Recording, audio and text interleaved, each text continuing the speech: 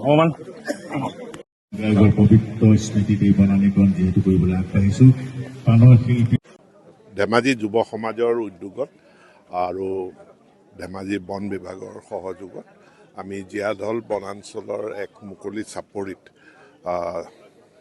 প্ৰাণৰ শিল্পী জুবিন গাৰ্গৰ স্মৃতিত এক বনানীকৰণ প্ৰকল্পৰ আজি শুভাৰম্ভ কৰোঁ।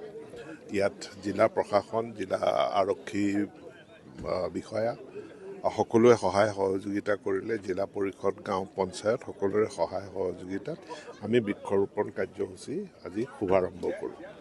আমি প্ৰস্তাৱ কৰিছোঁ যে এই বৃক্ষৰোপণৰ লগতে স্থানীয় ৰাইজৰ গৰু ছাগলীৰ যি চৰণীয়া পথাৰৰ প্ৰয়োজনীয়তা, ঘাঁহ আজিকালি কমি গৈছে, তাৰ কাৰণে আমি ইয়াত এখন গ্ৰাছলেণ্ড আৰু পাৰ্টিকুলাৰলি নেপিয়াৰ গ্ৰাছৰ এটা গ্ৰাছলেণ্ডো ডেভেলপ কৰা মই প্ৰস্তাৱ কৰিছোঁ।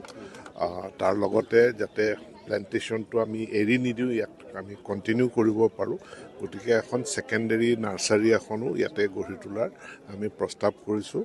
আমি দুইখিনিকে আগুৱাই লৈ যাম। কিমান হেক্টৰ মাটি? এইটো আমি আজিয়ে ফিক্স কৰা নাই, কিন্তু ইয়াক যুৱ সমাজৰ স্বেচ্ছাসেৱকসকলৰ তেওঁলোকৰ প্ৰবল ইচ্ছা শক্তি আছে বুলি মই ভাবিছোঁ। গতিকে আমি যিমানখিনি মুকলি চাপৰি অঞ্চল আছে গোটেইখিনিতে আমি যিমান পাৰোঁ আমি বঢ়াই নিম। বিশেষকৈ জীয়াঢলৰ যিটো এইবাৰ এতিয়া কাষৰ যিটো মথাউৰি আছে, সেই মথাউৰিটো খহনীয়া হৈ পিনে আচলতে বিধ্বস্ত হ'বলৈ ধৰিছে। আৰু সমান্তৰালভাৱে মথাউৰিৰ ভিতৰৰ পৰাও যথেষ্ট মানুহৰ জনবসতি বৃদ্ধি পোৱা দেখিবলৈ। এই মথাউৰিটো এতিয়া যিটো কোৱা যায় মানে এটা এৰা মথাউৰিত পৰিণত হৈছে, কাৰণ নদীখন ইয়াৰ পৰা আঁতৰি গ'ল। কিন্তু জীয়াঢল এনেকুৱা এখন নদী যিখন আকৌ ইফালে আহি যাব পাৰে। গতিকে এতিয়া মথাউৰিৰ কাষে কাষে আমি পথ নিৰ্মাণ কৰিছোঁ। মানে বৰ্মন গাঁৱৰ পৰা শান্তিপুৰলৈ এডোখৰ বাকী আছে, এইখিনিও আমি পথ নিৰ্মাণ কৰিম। আৰু মথাউৰিটো আমি মানে ইয়াক ছিকিউৰ্ড কৰি ৰাখিম, যাতে নদীখন এইফালে আহিলেও নদী নাহে। আৰু ফৰেষ্টেশ্যনটো যদি এতিয়া আমি কৰোঁ, বনানীকৰণ কৰিলে সি আমাক যিটো গৰাখহনীয়া আৰু বানপানী তাৰ পৰাও আমাক সুৰক্ষা প্ৰদান কৰিব। এই বনাঞ্চলত বিশেষকৈ চৰকাৰী এইফালে যিটো মথাউৰিৰ ভিতৰৰ মাটিখিনিত বহুতো জনবসতি দেখিবলৈ পোৱা গৈছে, সেইসমূহ উচ্ছেদ হোৱা সম্ভৱ? উচ্ছেদ কৰাৰ কোনো পৰিকল্পনা নাই, তেওঁলোক আছে আৰু আমি চাম, আমি আলোচনা কৰিলোঁ।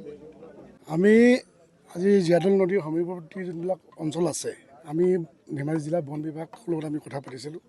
বৃহত্তৰ অঞ্চল ধেমাজি জীয়াঢলৰ সমীপৱৰ্তী নদীৰ পাৰৰ মানে সমীপৱৰ্তী যিবিলাক অঞ্চল আছিল, বিভিন্ন সময়ত এই অঞ্চলসমূহত মানে গছ গছনি অজ্ঞাতে কিছুমান দুষ্কৃতিকাৰীয়ে কাটি মাৰি ধ্বংস কৰি গৈছে।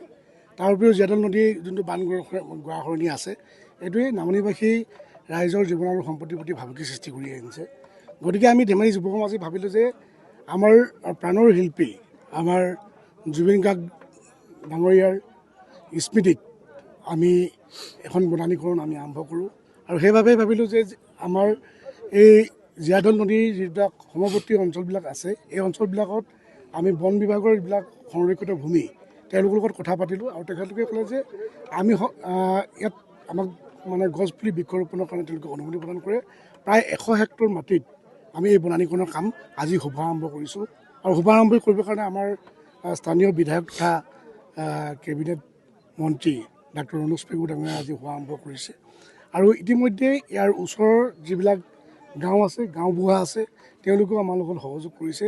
আমি ভাবিছোঁ ৰাইজৰ সহযোগত আমি আমাৰ প্ৰাণৰ শিল্পীগৰাকীৰ স্মৃতিত আমি যি বনানীকৰণৰ সেউজ বিপ্লৱ আৰম্ভ কৰিব বিচাৰিছোঁ, এই সেউজ বিপ্লৱত ধেমাজিবাসী ৰাইজৰ লগতে অসমবাসী ৰাইজৰ আমি সহায় সহযোগিতা বিচাৰিছোঁ।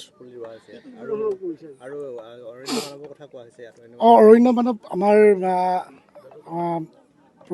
অৰণ্য মানৱ পদ্মশ্ৰী যাদৱ পায়েং, তেখেতৰ পূৰা সম্পূৰ্ণ পৰামৰ্শ অনুসৰি তেখেতৰ তত্বাৱধানত এই গছপুলিসমূহ ৰোৱা হ'ব। আমি তেখেতে বিশেষ কামত আজি উপস্থিত থাকিব নোৱাৰিলে, কিন্তু আমাৰ লগত প্ৰত্যেকটো মুহূৰ্তত তেওঁ পৰামৰ্শ আৰু তত্বাৱধানত এই বনানীকৰণ আৰম্ভ হ'ব। আমি আজি বিভিন্ন ধৰণৰ গছপুলি ৰুইছোঁ। মেহগনি পুলি আজি বিশেষকৈ ৰোৱা হৈছে।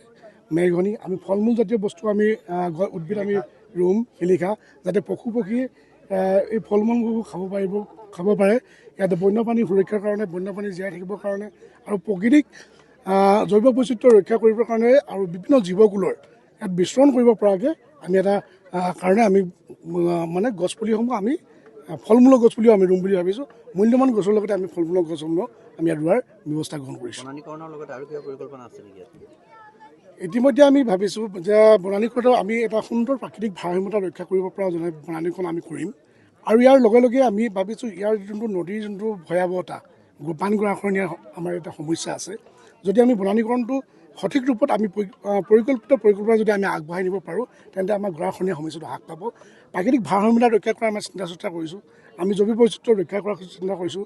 আৰু প্ৰকৃতিপ্ৰেমী জুবিন গাৰ্গৰ যি আদৰ্শ, সেই আদৰ্শত আমি প্ৰকৃতিক ভাল পাবলৈ কাৰণে যুৱ সমাজক আমি আহ্বান জনাইছোঁ আৰু পৰিৱেশৰ প্ৰতি তেওঁলোকক সজাগ কৰাৰ কাৰণে আমি কিছুমান সজাগতা সভাও আমি অনুষ্ঠিত কৰাৰ সিদ্ধান্ত।